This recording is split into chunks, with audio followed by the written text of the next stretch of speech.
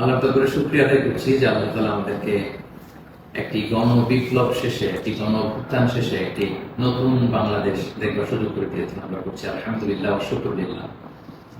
আল্লাহ তাআলার শুকরিয়ার পাশাপাশি আমি এই বিপ্লবের সাথে গণ বিপ্লব, গণ অভ্যুত্থানকে যারা নেতৃত্ব দিয়েছেন, লিড দিয়েছেন, এটাকে যারা সমর্থন জুগিয়েছেন, তাদের সবাইকে প্রাণ ঢালা শুভেচ্ছা এবং অভিনন্দন জানাচ্ছি।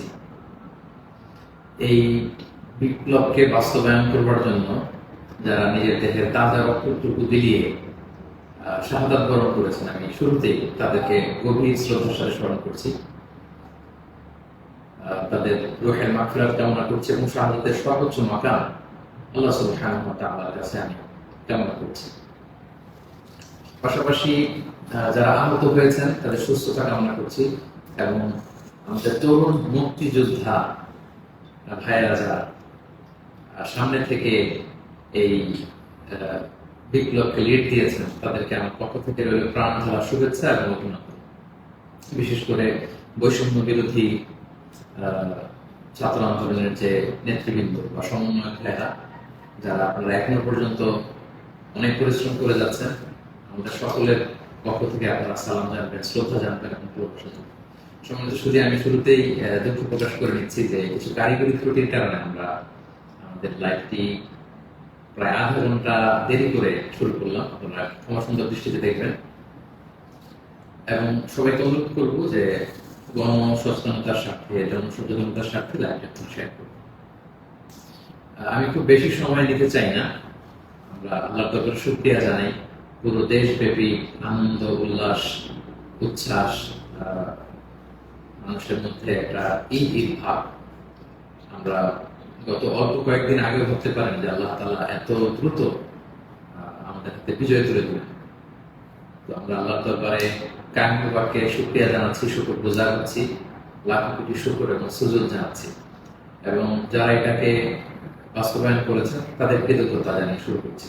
আমি অল্প কয়েকটি কথা রিমাইন্ডার হিসেবে আপনাদের সাথে শেয়ার করে আজকে শেষ করতে চাই।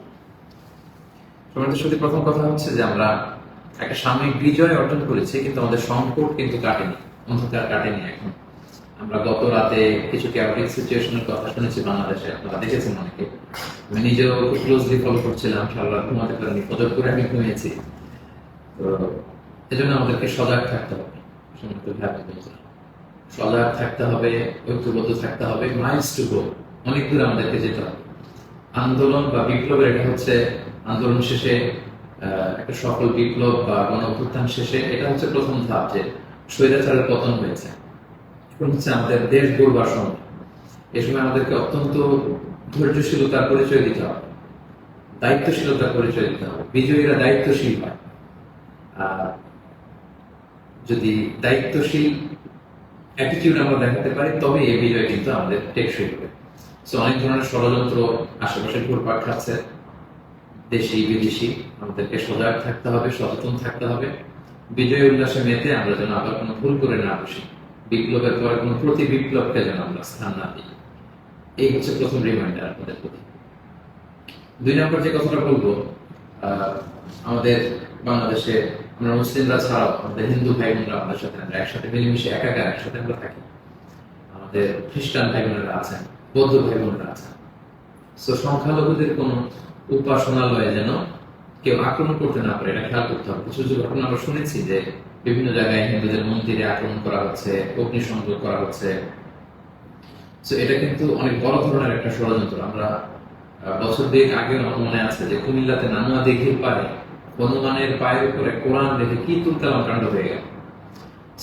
যারা ক্ষমতা ছেড়ে পালিয়েছে তারাই দেখা যাবে যে ভাড়াটে করা লোকজন দিয়ে সেখানে আগুন দিয়ে আল্লাহু আকবার স্লোগান দিবে, নারায়ে তাকবীর, আল্লাহু আকবার স্লোগান দিয়ে বোঝাতে চাইবে যে ইসলামপন্থীদের কাজ এটা, মাদ্রাসার ছাত্রদের কাজ এটা।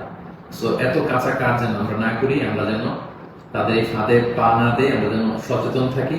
বিশেষ করে মাদ্রাসার ছাত্র ভাইদেরকে, আমরা পরিচয় মাদ্রাসা, আলিয়া মাদ্রাসা, কোন মাদ্রাসার ছাত্র ভাইদেরকে আমি বলবো, আপনারা আপনাদের নিজ নিজ থানা, গ্রামের, এলাকার হিন্দু মন্দিরগুলো নিজ দায়িত্বে পাহারা দেন, প্যাট্রোলিং করবেন, ভাগ করে করে সকালে বিকেলে কারা দায়িত্ব পালন করবেন। মাদ্রাসার শিক্ষক যারা আছেন তারা এটা দেখভাল করেন। সামনের 1-2 দিন খুবই গুরুত্বপূর্ণ। আমরা চাই না যে আমাদের বিজয়টা এভাবে নষ্ট হয়ে যায়। এই জাতীয় ষড়যন্ত্র যারা করছে তাদের ষড়যন্ত্রকে আপনারা নস্যাৎ করে দিন সংঘবদ্ধ ভাবে। সো এটা আমাদেরকে খেয়াল রাখতে হবে। কিছু অগ্নিকাণ্ড বা বিচ্ছিন্ন ঘটনা যদি ঘটে, দেখা যাবে যে যারা এই বিজয়ে খুশি না তারা এটাকে ইন্টারন্যাশনালি তারা এটা প্রোপাগেট করবে। তারা বলবে যে Bangladesh is on terrorist attack, জঙ্গি অ্যাটাকে কবলে পড়েছে বাংলাদেশ, অনেক ন্যারেটিভ তারা দাঁড় করাবে এবং এটা করতে তারা বড় করবে। সো আমরা এত সহজে এই বিজয়কে নষ্ট হতে দেব না। আমার 2 নম্বর রিমাইন্ডার হচ্ছে আমার প্রিয় বিপ্লবী ভাই এবং বোনদের প্রতি, বিশেষ করে মাদ্রাসার ছাত্র ভাইদের প্রতি, আপনারা খেয়াল করে সংখ্যালঘুদের কোন স্থাপনাতে উপাসনালয়ে যাতে এই জাতীয় ঘটনা না ঘটে ক্লোজ অবজারভেশন করুন, পাহারা দিন, নিরাপত্তা দিন, এটা আমাদের দায়িত্ব। আমরা এবার যদি ভুল করে ফেলি তাহলে বাংলাদেশ ইসলাম অনেক পিছিয়ে যাবে, বাংলাদেশ সমৃদ্ধ বাংলাদেশ গড়বার স্বপ্ন এটা অনেক পিছিয়ে যাবে। 3 নম্বর যে কথাটি আমি শেয়ার করতে চাই সেটা হচ্ছে, আমরা প্রায় বলি যে ইতিহাসের সবচেয়ে বড় শিক্ষা হচ্ছে যে মানুষ ইতিহাস থেকে শিক্ষা নেয়। আমরা যেটা দেখলাম প্রায় 1.5 যুগ ধরে বা 1.5 দশক ধরে যে ক্ষমতাসীন দলটি ছিল, তারা যখন আজকে বিদায় নিল, বিদায় তো না, বেসিকলি তারা বাধ্য হয়ে ক্ষমতা ছেড়ে পলায়ন করেছে।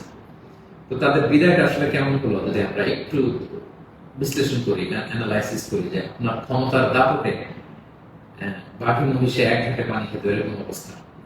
এসএসএফ আপনাকে সিকিউরিটি দিত, আপনার সামনে বহর, পেছনে বহর, কত সিকিউরিটি, কত ন্যাশনাল প্রোটোকলের ব্যবস্থা আপনি করেছেন, কিন্তু আজকের বিদায়টা আপনার কেমন হয়েছে? পুরো দেশব্যাপী গণধিক্কার, ঘৃণা, বদয়া ছাড়া কিছু আপনি হাসিল করতে পারেন। সো এ থেকে আমাদের রাজনীতিবিদদের, আমাদের সকলের শিক্ষা গ্রহণ করা উচিত। আপনার বিদায় কেউ কাঁদেনি, কেউ কোনো সংবর্ধনা দেয়নি, সহমর্মিতা জানায়, বরং আপনার অস্তিত্বই ছিল হুমকির মুখে। আল্লাহ তাআলা বলেন যে আমি হচ্ছি ক্ষমতার মালিক, আমি যাকে চাই, কুলিল্লাহুম্মা মালিকাল মুলক তুতিল মুলকা মান তাশা ওয়া তানজিউল মুলকা মিম্মান তাশা ওয়া তুইজ্জু মান তাশা ওয়া তুযিল্লু মান তাশা বিয়াদিকাল খায়র ইন্নাকা আলা কুল্লি শাইইন কাদির। আল্লাহ তাআলা হচ্ছেন ক্ষমতার মালিক, যাকে চান ক্ষমতার চেয়ারে বসান, যাকে চান সেখান থেকে টেনে হিঁচড়ে ক্ষমতার চেয়ার থেকে তিনি নামান। তিনি যাকে চান সম্মান দেন, যাকে চান তিনি অপদস্থ করেন, লাঞ্ছিত করেন। তার জলজান্ত প্রমাণ আমরা গতকাল কিন্তু দেখেছি।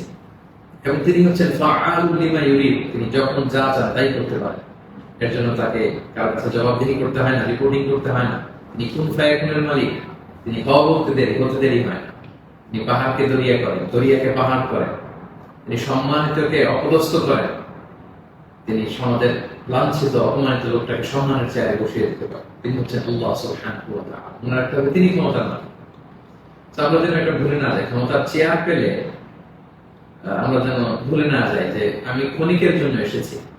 সামনে যারা ইন্টারিম গভর্নমেন্টাল লিড দিবেন, 3 মাস 6 মাস পরে জাতীয় ইলেকশনের পরে যখন আমাদের নতুন সরকার আসবে, তারা যখন ক্ষমতার চেয়ারে বসবেন, নিজেকে এই রিমাইন্ড যেন আমরা দিই যে আমরা যেদিন বিদায় নিব, যেদিন ক্ষমতায় থাকবো, সেদিন আমি আমাকে কেমন যেতে চাই, সেই হিসাবটুকু করে যোগ বিয়োগ দিয়ে যেন আমরা ক্ষমতায় থাকাকালীন সময় আমাদের অ্যাক্টিভিটিস গুলো পরিচালনা করি। সো এই ইতিহাস থেকে আমরা বারবার শিক্ষা নিতে ভুল করি, হোঁচট খাই, আমরা যেন এটা না করি। আমি আমাদের জাতীয় নেতৃবৃন্দদেরকে বলবো, যারা আসন্ন নির্বাচনে নির্বাচিত হয়ে আসবেন, বাংলাদেশকে নেতৃত্ব দিবেন নতুন প্রজন্মের বা পুরাতন অভিজ্ঞদের মধ্যে থেকে যারা মিলে সরকার গঠন হবে সামনের ইলেকশন শেষে, আপনারা মেহরবানি করে এই শিক্ষাটুকু আপনারা নিবেন। এবং বাংলাদেশে এটা তো আমরা দেখে এসেছি ছোটবেলা থেকেই, একদল ক্ষমতা চাইলে অন্য দলের লোকেরা তাদের উপর কিভাবে আক্রমণ করে যেদিন তারা ক্ষমতা থেকে যায়, আবার তারা ক্ষমতা আসলে তারা ক্ষমতা ছেড়ে অন্য বিরোধী দল তাদের উপর আক্রমণ করে। এই রেশারেশি আক্রমণ আমরা চাই না, আমরা এর অবসান চাই। আমরা ইতিহাস থেকে শিক্ষা নিতে চাই, আমরা একটা সমৃদ্ধির বাংলাদেশ ঐক্যবদ্ধভাবে একসাথে হাতে হাত রেখে কাঁধে কাঁধ মিলিয়ে গড়ে তুলতে চাই। এটা হচ্ছে আমার 3 নম্বর রিমাইন্ডার। 4 নম্বর রিমাইন্ডার হচ্ছে, গতকাল আমরা দেখেছি যে স্বৈরাচারের পতনের ঘোষণার মধ্য দিয়ে পুরো বাংলাদেশ, পুরো লাল সবুজের পতাকা, পুরো 18 কোটি মানুষ আনন্দ উল্লাসে ফেটে পড়েছে। আমরা আল্লাহ শুকরিয়া আদায় করেছি, আমরা হাফ ছেড়ে বেঁচেছি, আমরা স্বস্তির নিঃশ্বাস ফেলেছি, আমরা নতুন করে একটা স্বাধীন বাংলাদেশ পাওয়ার একটা আকাঙ্ক্ষা আমাদের হৃদয়ে জেগেছে। শুধু কিন্তু দুঃখের ব্যাপার হলো, আমরা মাঝে মাঝে আবেগে অথবা লোভে পড়ে অথবা হৃদয়ের জ্ঞান হারিয়ে এমন কিছু করে ফেলি যেটা আমাদের এই বিজয়কে, আমাদের অ্যাচিভমেন্টকে প্রশ্নবিদ্ধ করে, এটা ন্যায্যতাকে প্রশ্নবিদ্ধ করে। গতকাল আমরা দেখেছি যে আহ, উল্লাসিত জনতা তারা জাতীয় সংসদ ভবনে ঢুকে পড়েছে, গণভবনে ঢুকে পড়েছে। সেখানে যে লুটপাট, চুরি, যা বলা যায়, এগুলো সব ধরনের কাজগুলো করেছে এবং এগুলো কিন্তু লাইভ ব্রডকাস্ট হয়েছে, বিশ্বব্যাপী ছড়িয়েছে। তো আপনারা আসলে কি মেসেজ দিলেন? আমাদের দেশের ছাত্র জনতা কিছু, তারা কি লুটপাট করে? যারা ক্ষমতা ছেড়ে পালালো তারা তো এটাকে ইন্টারন্যাশনালি প্রোপাগান্ডা বানাবে যে দেখুন কিরকম লুটপাট, চুরি, আক্রমণ, এগুলোর মধ্যে দিয়ে তারা গণভবনকে দখল করছে। তারা একটা ইস্যু বানাবে। তো এই ব্যাপারটাকে আমি খুবই অপছন্দ করেছি, খুবই খুবই।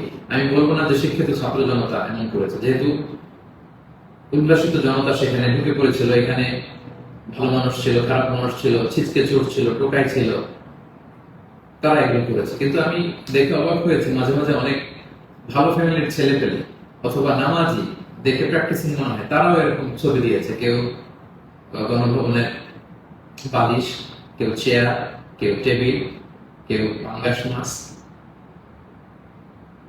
কেউ ফ্রিজের খাবার, যে যেরকম পেরেছে হরিলুট করেছে। তার এটা এটা আমার চোখে এসেছে এবং গণভবনের নেম প্লেট নিয়ে আসছে। তো এই এতটুকু বিবেকবোধ বা চিন্তা শক্তি কি আমাদের নাই যে এটা তো রাষ্ট্রীয় সম্পদ, নিজের সম্পদ না, এটা তো ভাগবটওয়ালা হচ্ছে না।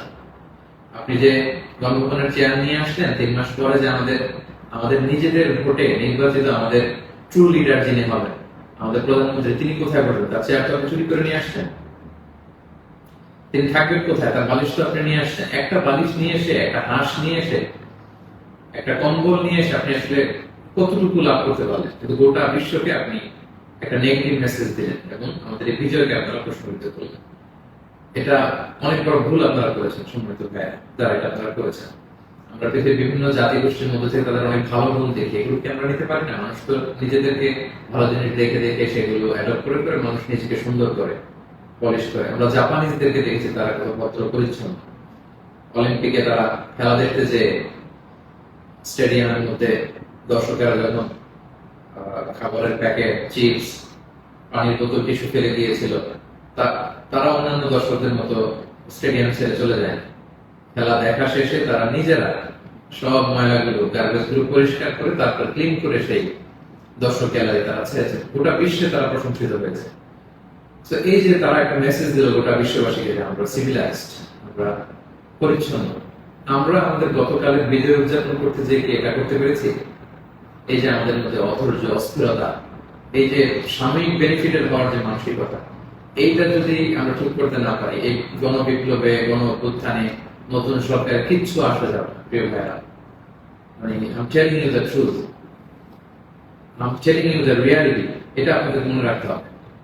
বাস্তবতা হচ্ছে আমরা যেমন, আমাদের নেতারাও যেমন। আমরা গতকাল হরিলুট করেছি, আমাদের নেতারাও হরিলুট করেছে। আমরাও চুরি করেছি, তারাও মানে চুরি করতে। আমরা আসলে সুযোগের অভাবে সব, বাস্তবতা যেটা। কথাগুলো এই মুহূর্তে, বিজয়ের মুহূর্তে তিক্ত হলেও আমাকে ইসলামিক পয়েন্ট অফ ভিউ থেকে এই রিমাইন্ডার গুলো আমাকে বলতে হচ্ছে। Sorry for that. তারা পদ্মা সেতুতে দুর্নীতির সুযোগ পেয়েছে, ওই লুট করেছে। তারা দেশের বড় বড় মেগা প্রজেক্টে লুট করেছে, আর আপনি ছোট্ট জিনিস লুট করার সুযোগ পেয়েছেন, ওইটা করেছে। কোনো পার্থক্য নাই। তারা করেছে বড় বড় হরিলুট, আপনারা করেছেন ছোট ছোট চুরি লুট। এই তো পার্থক্য তো আমাদের এতটুকুই। এই জিনিসটা আমাদেরকে বুঝতে হবে যে এগুলো রাষ্ট্রীয় সম্পদ। সেখান থেকে একটা সুতা কেন আমরা টাচ করবো? আপনারা গণভবন ঘেরাও করেছেন, ভেতরে যে উল্লাস করবো, তাকবীর দিন। এমন দেশকে কোথাও খুঁজে পাবে না তুমি, সকল দেশের রানী সেজে আমার জন্মভূমি, গলা ছেড়ে দিয়ে সবাই মিলে কোরআন গান করতে। গোটা বিশ্ব দেখতো আমরা কত সিভিলাইজ, আমরা কত সভ্য। সেটা না করে আপনারা ভাঙচুরের মতো কাজ, লুটপাটের মতো কাজ আমরা করে ফেলছি। আমি বলবো না যে সবাই বুঝে করেছেন, অনেকে রাগ থেকে, ক্ষোভ থেকে, ঘৃণা থেকে এটা করেছেন, কিন্তু কাজটা ভুল করেছেন। প্রথম যেটা করতে হবে, আপনাদেরকে আল্লাহর কাছে ক্ষমা চাইতে হবে। আল্লাহর কাছে ক্ষমা চান। দ্বিতীয়ত এগুলো ফেরত দিয়ে আসতে হবে প্রিয় ভাই। আমাদের ছাত্র বন্ধুরা এগুলো কালেকশন করছে এবং ছাত্র ভাইদেরকে আমি বলবো যারা এগুলো আবার রিটার্ন দিতে আসবে তাদেরকে যেন আমরা ব্লেম না করি, পড়াশোনা না করি। তারা তাদের রিয়েলাইজেশন থেকে নিয়ে আসছে, এগুলো তারা রিসিভ করুন। কারণ এগুলো রাষ্ট্রীয় সম্পদ। নতুন গভর্নমেন্ট আসলে আবার নতুন করে রাষ্ট্রীয় অর্থ ব্যয় করে এগুলো আমাদেরকে আবার মেরামত করতে হবে, ঠিক করতে হবে সঙ্গে সঙ্গে। এবং একজন মুমিন এই কাজ কখনো করতে পারে না। একজন বিশ্বাসীর সাথে এই ধরনের মাইন্ডসেট অ্যাটিটিউড যায় না। প্রিয় ভাই বোনেরা, ছোট একটা হাদিস বলে পয়েন্ট আমি শেষ করছি। খাইবারের যুদ্ধ থেকে রাসূল সাল্লাল্লাহু আলাইহি ওয়াসাল্লাম সাহাবাদেরকে নিয়ে ফিরছিলেন বিজয়ী হয়ে। আপনাদের মনে থাকবে কথা, ইহুদিদের বিরুদ্ধে এই যুদ্ধ হয়েছিল 7ম হিজরির ঘটনা। ফেরার পথে রাসূল সাল্লাল্লাহু আলাইহি ওয়াসাল্লাম একজন খাদেম রাসূল সাল্লাল্লাহু আলাইহি ওয়াসাল্লাম উটের হাওদাস ঠিক করছিল, এমন সময় একটা বিক্ষিপ্ত তীর এসে তার গায়ে লেগে সে সেখানে মারা যায়। সাহাবারা তার জন্য দোয়া করলো। তারা বলল কি খুশ নসিব তার, যুদ্ধ থেকে ফিরে আসার পথে মুজাহিদ শহীদ হয়েছে, জান্নাতের নীল পাখি হয়ে সে ঘুরবে। রাসূল সাল্লাল্লাহু আলাইহি ওয়াসাল্লাম বললেন, না, তোমরা এই মন্তব্য করো না, তোমরা জানো না আমার এই দাস সে সুযোগ পেয়ে রাষ্ট্রীয় সম্পদের অর্থাৎ গনিমতের যেটা পেয়েছিল ভাগ বটোয়ারার আগে সে লোকচক্ষুর আড়ালে একটি চাদর চুরি করেছিল এবং এই জাহান্নামের এই চাদর তার গা পেঁচিয়ে তার শরীরকে জ্বালিয়ে ফেলবে, তাকে দগ্ধ করবে। আল্লাহু আকবার। অনেক লম্বা কথা, আমি সংক্ষেপে শেষ করে দিচ্ছি। সময়টা যদি আপনি খেয়াল করে দেখুন, একজন সাহাবী, বিশ্বনবীর সার্ভেন্ট, সে রাষ্ট্রীয় এই সামান্য একটা চাদর চুরি করার কারণে রাসূল সাল্লাল্লাহু আলাইহি ওয়াসাল্লাম বললেন, শাহাদাত তো দূরের কথা, এই চাদর তাকে অগ্নিদগ্ধ করবে। তো আপনার কি ভয় হয় না? আপনি যে গণভবন থেকে বালিশ নিয়ে আসলেন, চাদর নিয়ে আসলেন, ওখানকার টিভি নিয়ে আসলেন, ওখানকার জিনিসপত্র যে আপনি কাঁধে করে নিয়ে আসেন, ফুলের টব এটা সেটা ভেঙে যে নিয়ে আসেন, এগুলো যে আগুনের লেলিহান শিখা হয়ে আপনাকে জ্বালাবে, আপনার কি ভয় হয় না? এই মাইন্ডসেটের যদি আমরা থাকি, কোন ভালো নেতাই আমাদের কিছু করতে পারবে না। 18 কোটি জনগণের এই হাইলি পপুলেটেড দেশে কেউ এসে কিছু করে দিয়ে যেতে পারবে না যদি আমরা নিজেরা না শুধরাই। আমরা এটা ভুল করেছি, আমরা অনুতপ্ত হব, অনুশোচিত হব। যারা আমার আলোচনা শুনেন, আমাকে পছন্দ করেন, আমি হাত জোর করে অনুরোধ করব প্রত্যেকটি জিনিস আপনারা ফেরত দিয়ে আসবেন। এগুলো রাষ্ট্রীয় সম্পদ, কোন রাষ্ট্রীয় সম্পদকে তো সুরক্ষিত করার অধিকার আমাদেরকে দেন, আল্লাহ আমাদেরকে বোঝাতে হবে। 5 নম্বর যে পয়েন্টটি বলবো সম্মানিত ভাই বোনেরা, গত রাত থেকে এখন পর্যন্ত আমি শুনেছি যে কাইন্ড অফ সিভিল ওয়ারের মতো একটা অবস্থা, গৃহযুদ্ধের মতো অবস্থা, থানা জ্বালিয়ে দেওয়া, ভিন্ন রাজনৈতিক মতাবলম্বী যারা তাদেরকে সুযোগ পেয়ে আক্রমণ করা, হতাহতের ঘটনা কিন্তু ঘটেছে। এইরকম চালিয়ে গেলে আমাদের বিজয় কিন্তু যে কোনো মুহূর্তে নস্বাত হয়ে যেতে পারে। এবং আমি সেনাবাহিনীকে বলবো অস্থায়ীভাবে সামনে 2 দিনের জন্য আপনারা আর্মি ডেপ্লয় করুন সব জায়গায়, প্রতিটি থানায়, প্রতিটি ইউনিয়নে, প্রতিটি জেলায়, just to confirm and ensure the security. NTM government যখন আসবে তখন তাদের দিক নির্দেশনা অনুযায়ী তাদের লিডারশিপে আপনারা সহযোগিতা করবেন, কাজ করবেন। কিন্তু এই হানাহানি, মারামারি, রক্তপাত থামানোর জন্য, সংঘাত থামানোর জন্য আমার মনে হয় আমাদের প্রাণের ব্যাটালিয়ন সেনাবাহিনীকে আমি এই অনুরোধটুকু করবো যে জরুরি ভিত্তিতে দেশের এই সমস্ত জায়গায়, থানাগুলোতে, মন্দিরগুলোতে যেখানে সংঘাত হওয়ার সুযোগ আছে সেখানে আর্মিদের ডেপ্লয় করা হয়।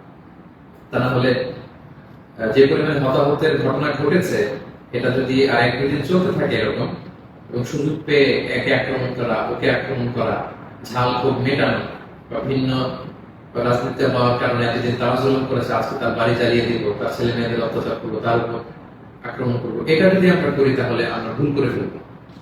আমি আগেই বলেছি যে বিজয়ীরা দায়িত্বশীল হয়, দায়িত্বশীলতার পরিচয় দিতে হবে, তাহলে এই বিজয়টা টেকসই হবে।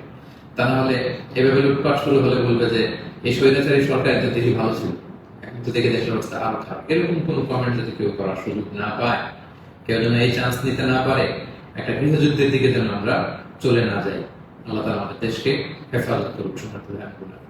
এবং যারা বড় বড় অপরাধী ছিল, ক্রাইম করেছে, অবশ্যই তাদেরকে আইনের হাতে তুলে দিন, তাদেরকে ধরে রাখুন, বেঁধে রাখুন, পুলিশের হাতে দিন, সেনাবাহিনীর হাতে দিন, সংঘবদ্ধভাবে তাদেরকে আটকে রাখুন, তাদেরকে দেশ ছাড়তে, দেশ থেকে পালাতে আপনারা বাধা দিন। এই কাজটুকু করুন।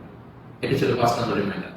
6 নম্বর রিমাইন্ডার, খুব রিসেন্টলি হোপফুলি আজকে ইন্টারিম গভর্নমেন্টের রূপরেখা জানা থাকবেন, সেটা বলা হবে। খুবই গুরুত্বপূর্ণ, জন্য আমি লাইভও দেরি করতে চাচ্ছি না, আমি উৎসুক হয়ে আছি এই নিউজ শুনবার জন্য। কিন্তু বর্তমানে যেহেতু সেনাবাহিনী সবকিছু নেগোসিয়েট করছে, এবং আমাদের বৈষম্য বিরোধী ছাত্র আন্দোলনের ভাইদেরকে, সেনাবাহিনীর দায়িত্বশীলদেরকে আমি বলবো যে এখনো কিন্তু সন্ত্রাসী গোষ্ঠী বা অপশক্তি দেশের বিভিন্ন জায়গায় আছে। বিশেষ করে আমরা বিভিন্ন সময় দেখেছি যে ছাত্রদের হাতে আমরা রামদা, হকি স্টিক, তারপর অস্ত্র আমরা দেখেছি। বিভিন্ন সময় আমরা ছাত্রলীগের ছাত্রদের হাতে আমি দেখেছি যে তারা সাধারণ ছাত্রদেরকে এরকম আক্রমণ করতে, একটা সাঁড়াশি অভিযান চালিয়ে গোটা দেশের ছাত্রলীগের যত সন্ত্রাসী আছে তাদের হাত থেকে এই অস্ত্রগুলো সিজ করতে হবে। শুধু ছাত্রলীগই না, এটা উদাহরণ হিসেবে বললাম, যত ছাত্র সংগঠন আছে কারো হাতে যদি কোনো আগ্নেয়াস্ত্র অস্ত্র এগুলো পাওয়া যায়, খুব জরুরি ভিত্তিতে এগুলো পুরো দেশের সাহসী অভিযান চালিয়ে এগুলো সিজ করতে হবে। কোনো ছাত্রের হাতে, কোনো সিভিলিয়ানের হাতে কোনো গান, কোনো রামদা এগুলো যেন আমরা কখনো না দেখি। ছাত্ররা রামদা নিয়ে ক্যাম্পাসে তারা দাপট দেখাবে, এই দৃশ্য আমরা যেন বাংলাদেশে না দেখি। এরকম একটি পরিবেশ যেন আমরা তৈরি করতে পারি। আমি সেনাবাহিনীর কাছে অনুরোধ জানাবো, আমি সামনে যে ইন্টারিম গভর্নমেন্ট হবে তাদের কাছে অনুরোধ জানাবো, বৈষম্য বিরোধী ছাত্র আন্দোলন ভাইদেরকে এই বিষয়ে গুরুত্ব দেওয়ার জন্য অনুরোধ জানাবো। কারণ আমি বিভিন্ন ভাবে আমাদের কিছু সোর্স আছে, আমরা জেলায় জেলায় থানায় থানায় এরকম হতাহতের ঘটনা শুনেছি, সেগুলো আমাদেরকে নিয়ন্ত্রণ করতে হবে। সবশেষে সম্মানিত ভাই বোনেরা, আমি এই কথা বলে শেষ করতে চাই যে আমাদের ধৈর্যের পরিচয় দিতে হবে, আমাদেরকে শান্তি শৃঙ্খলা রক্ষার সর্বোচ্চ চেষ্টা করতে হবে। প্রতিহিংসার রাজনীতি আমরা বাংলাদেশে আর দেখতে চাই না, আমরা হানাহানি মারামারি এটা দেখতে চাই না। আমরা জাতি ধর্ম বর্ণ নির্বিশেষে আমরা সবার প্রতি মানবিক হতে পারি, আমরা সেটা চাই।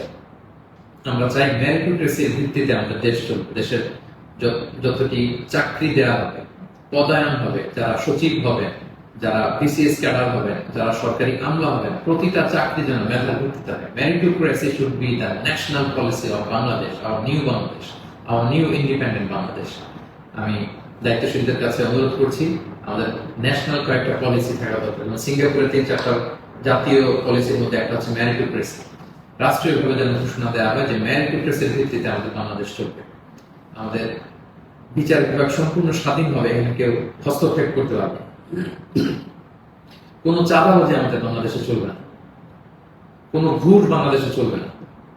একটা সমৃদ্ধির বাংলাদেশ আমরা যেটা স্বপ্ন দেখি, আমরা যে স্বাধীন বাংলাদেশের স্বপ্ন দেখি, আমরা যেন একসাথে সেটা করতে পারি। Together we rebuild hour nation again ইনশাআল্লাহ। সো সম্মানিত সুধী, আমি এই আহ্বান জানিয়ে শেষ করব, কেউ আইন শৃঙ্খলা অবনতি ঘটাবেন না, সংঘাতে জড়াবেন না, আইন নিজের হাতে তুলে নেবেন না। সংখ্যালঘু ভাইদের দিকে দৃষ্টি রাখুন, কারণ এইটাকে তারা টার্গেট করে একটা প্রতি বিপ্লব দেশে একটা ক্যাওটিক সিচুয়েশন তৈরি করবে। এবং পুলিশ বাহিনী, সেনাবাহিনী, বিমান বাহিনী, র্যাব, আনসার, বিডিআর, প্রত্যেকটি বাহিনীকে আমি বলবো যে আপনাদের কাছে অনেক বড় দায়িত্ব। দেশের শান্তি শৃঙ্খলা, সিকিউরিটি, নিরাপত্তা নিশ্চিত করে এগুলো আপনাদের দায়িত্ব। আসুন আমরা সবাই হাতে হাত রেখে কাঁধে কাঁধ মিলে আমাদের নতুন বাংলাদেশ গড়ে তুলব। এই সামনের 1-2 দিন খুবই ক্রুশাল। আপনারা কেউই অস্থির অধৈর্য হয়ে রাগে বসে বিভিন্ন থানা জ্বালিয়ে দেওয়া হয়েছে, আমি শুনছি। সাধারণ পুলিশদের উপর আক্রমণ করা হতো। প্রিয় ভাইয়ারা, পুলিশরা খুব অল্প বেতনের চাকরি করে, তারা আমাদেরকে নিরাপত্তা দেয়। তো তারা উপরের অর্ডারে এতদিন এগুলো করেছে, তাই বলে আপনি পুলিশের উপরে আক্রমণ করতে পারেন না। আপনার দলের বিরোধী বলে আপনি তাদেরকে আক্রমণ করতে পারেন না। সুযোগ পেয়ে আপনি এই অন্যায়ভাবে এটার ব্যবহার আপনি করতে পারেন না। আমরা যেন সুশৃঙ্খল থাকি, আমরা যেন দায়িত্বশীলতার পরিস্থিতি সম্মানিত সুধী একটা মানবিক বাংলাদেশ, একটা সাম্যে পরিপূর্ণ, একটা সমৃদ্ধ বাংলাদেশ আমরা দেখতে চাই। অনেকেই আমাকে ব্যক্তিগতভাবে মেসেজ করেছেন, কল করেছেন, সবাইকে শুকরিয়া জানাই, জানতে চেয়েছেন যে শাহেখ আপনি কবে আসবেন। আমি আপনাদেরকে এতটুকু নিশ্চিত করছি যে আমি শীঘ্রই বাংলাদেশে আসছি ইনশাআল্লাহ। স্বাধীন বাংলাদেশে আপনাদের সবার সাথে আবারও পুনরায় সাক্ষাতের আকাঙ্ক্ষা এবং অপেক্ষায় আমি রইলাম। সাম্য, মানবিক মর্যাদা এবং সামাজিক সুবিচার প্রতিষ্ঠিত করে আমরা যেন একটা সমৃদ্ধ বাংলাদেশ সবাই গড়ে তুলতে পারি, সেই প্রত্যাশায় আজকে এই সংক্ষিপ্ত লাইভ সেশনটি এখানে শেষ করছি। হাদা মা ইনদি ওয়াল ইলমু ইনদাল্লাহি আলাইহি তাওয়াক্কালতু ওয়া ইলাইহি উনীব। আসসালামু আলাইকুম ওয়া রাহমাতুল্লাহি ওয়া বারাকাতুহু।